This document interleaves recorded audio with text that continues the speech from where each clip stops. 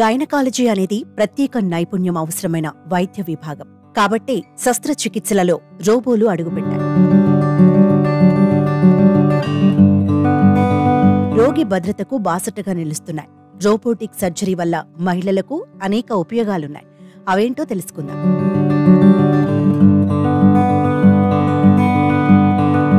Robotic technology వల్ల సంక్లిష్టమైన శస్త్రచికిత్స కూడా సులువుగా జరిగిపోతుంది. రోబో సర్జరీ చేయాల్సిన ప్రాంతాన్ని 3Dలో చూపిస్తూ వైద్యుడికి సాయపడుతుంది.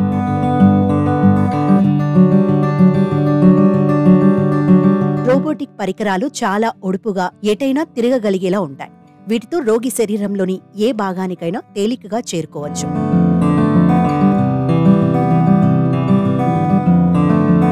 నామమాత్రపు కోతలతోని సర్జరీ విజయవంతంగా పూర్తవుతుంది. దీనివల్ల పెద్దగా నొప్పి, గాయం, మచ్చ లేకుండానే రుగ్మత నుంచి కోలుకుంటారు.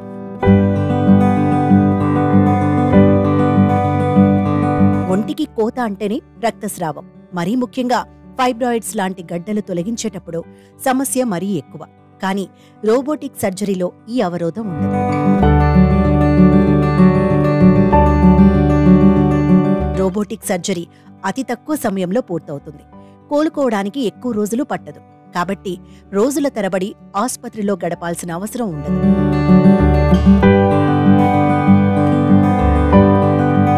అన్నిటికీ మించి మహిళల్లో సంతానోత్పత్తికి సంబంధించిన భాగాలు చాలా సూక్ష్మంగా, సున్నితంగా ఉంటాయి. వీటికి శస్త్రచికిత్స చేసేటప్పుడు చుట్టుపక్కల అవయవాలు దెబ్బతినే ఆస్కారం ఎక్కువ. రోబోటిక్ సర్జరీతో ఈ ఇబ్బంది తప్పుతుంది.